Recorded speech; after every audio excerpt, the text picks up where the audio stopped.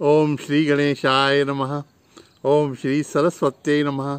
ओम श्री गुरुभ्यो नमः। ओम समस्त जन कल्याणे निरतं करुणामयं नमामि चिन्मयं देवं सद्गुरुं ब्रह्म विद्वरं।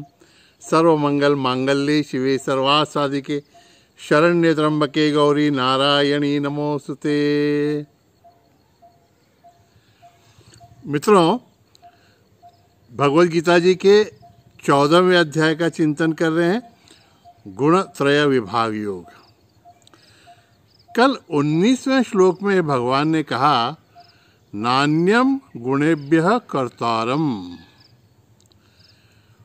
इन गुणों के सिवाय कर्ता कोई और है ही नहीं। और ये गुण भी शरीर मन बुद्धि के माध्यम से कार्य करते हैं। तो कल हमने कहा कि साधक ये समझ ले कि वह कर्ता नहीं है, कर्ता प्रकृति है, शरीर मन बुद्धि है। तो ऐसा एक लिप वेदांती था। लिप वेदांती माने जिसके सिर्फ होठों पे वेदांत है, मस्तक में भी नहीं और हृदय में भी वेदांत कुछ नहीं है। ऐसा एक लिप वेदांती था। लिप माने होठ। तो एक चोरी कर दी उसने, और जब उसको पकड़ के जज के सामने खड़ा किया गया तो बोला, जज साहब, मैं तो आत्मा हूँ, मैं तो शरीर मन बुद्धि हूँ ही नहीं, और यह चोरी जो है शरीर ने की हुई है, मैंने तो की ही नहीं है। तो जज साहब भी पक्के वेदांती थे।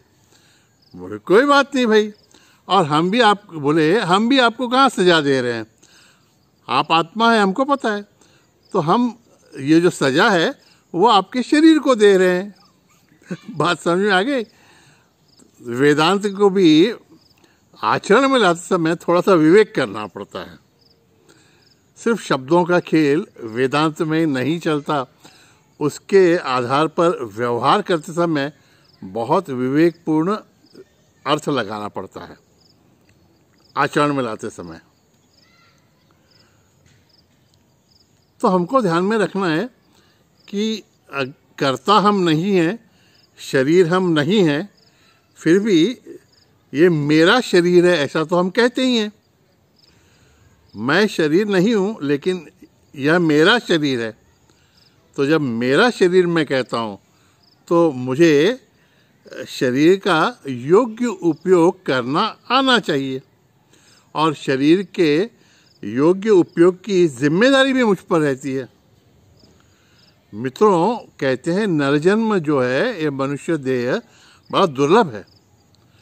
देवताओं को भी मुक्ति नहीं मिल सकती, स्वर्ग का सुख प्राप्त हो जाए तो भी। तो अगर हमको नरदेह प्राप्त हुआ है तो इस देह से कौन से कर्म करवाने, उतना तो नियंत्रण हम पे होना ही चाहिए। इसलिए हम शरीर के साथ कर्ता नहीं हैं, लेकिन शरीर को भी किन कर्मों का कर्ता बनने देना है, किन गुणों के वशीभूत उस शरीर को होने देना है, इसका नियंत्रण तो हमारे हाथ में होता ही है। आज 26 जनवरी है, तो हम सब ने जन गण मन अधिनायक जय हे भारत भाग्य विधाता ये बोला ही होगा, कम से कम सुना तो होगा। इसका क्या अर्थ है मित्रों?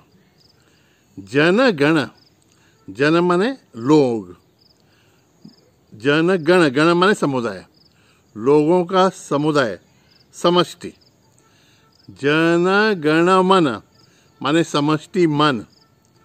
जन गण मन अधिनायक, समष्टि मन का अधिष्ठाता जो है, नियंता जो है। जन गण मन अधिनायक जय है, उसकी जय हो, क्योंकि वह भारत भाग्य विधाता है। भारत का भाग्य विधाता कौन है? भारतीयों के, सभी भारतीयों के समष्टि मन का नियंता जो है, वह भारत के भाग्य का विधाता है। समष्टि मन नहीं मित्रों,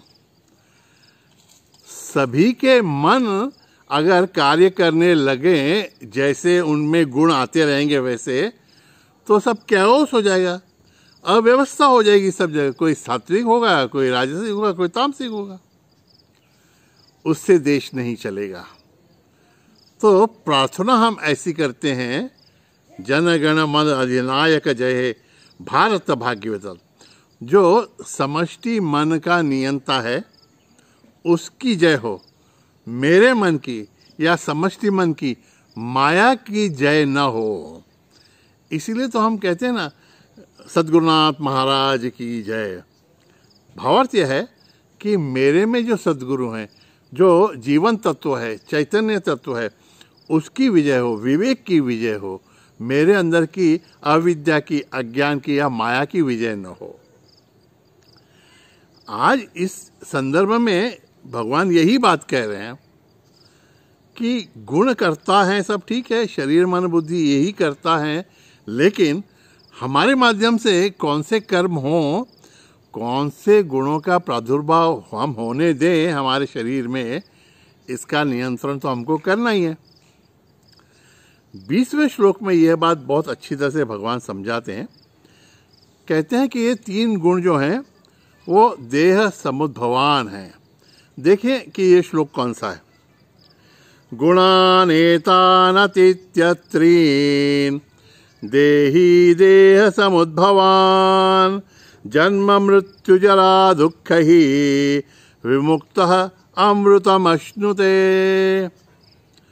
भगवान कहते हैं इन 3 गुणों का नियंत्रण क्यों होना चाहिए, और समष्टि मन पर करने के लिए पहले व्यष्टि का मन, सभी भारतीय अपने मन का नियंत्रण करने के लिए पहले कृत संकल्प तो हो कि हर एक व्यक्ति अपने मन का नियंत्रण करेगा।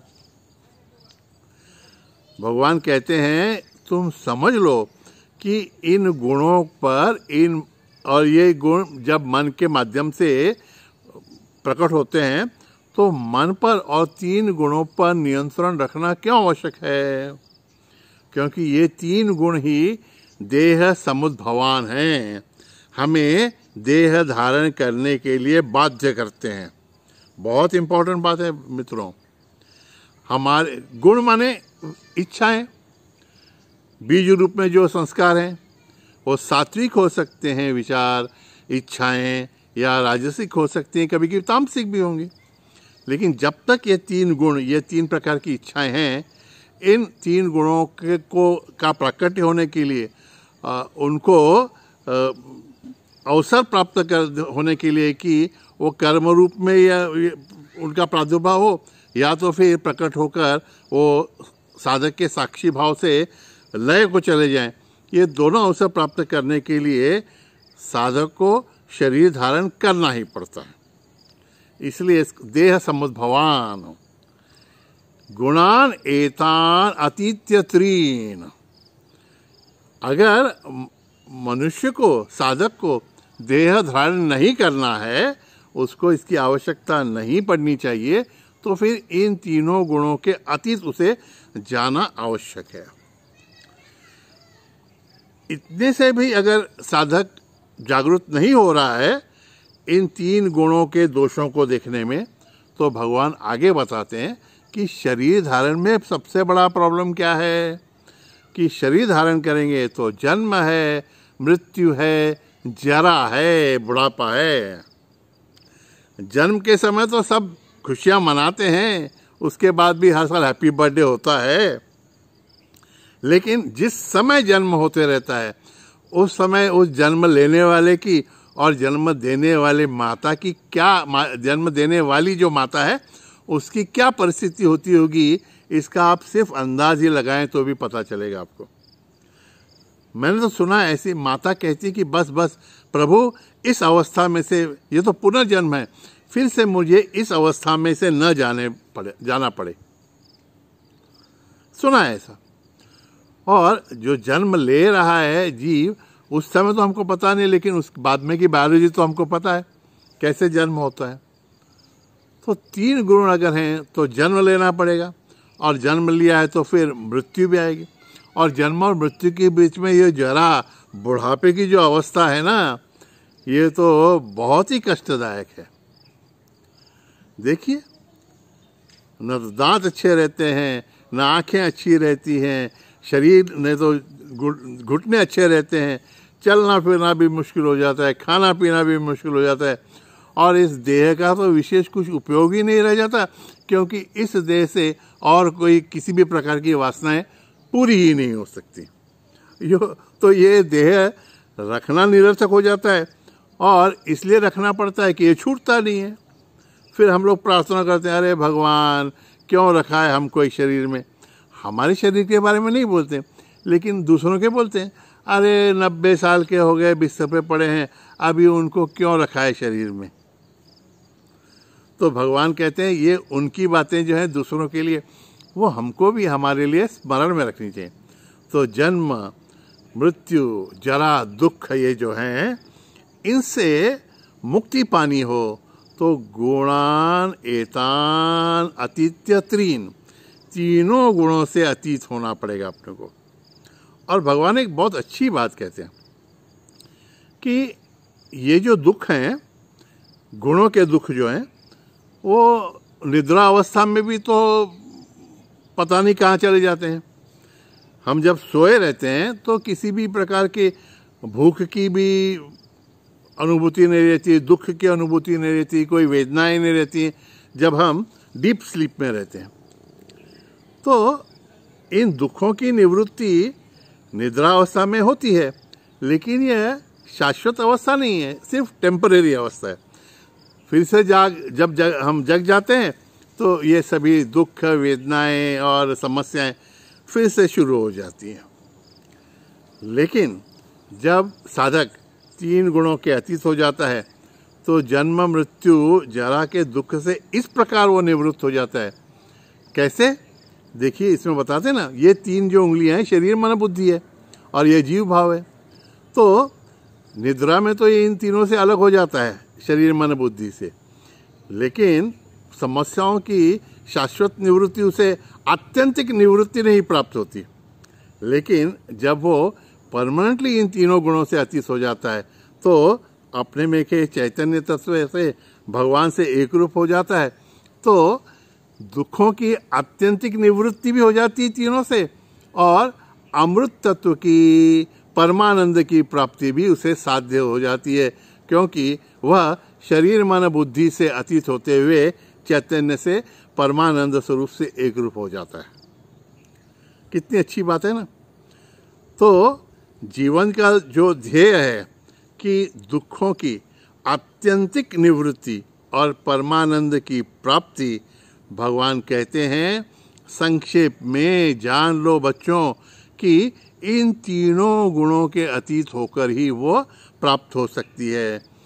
नहीं तो ये जो 3 श्रृंखलाएं हैं ना,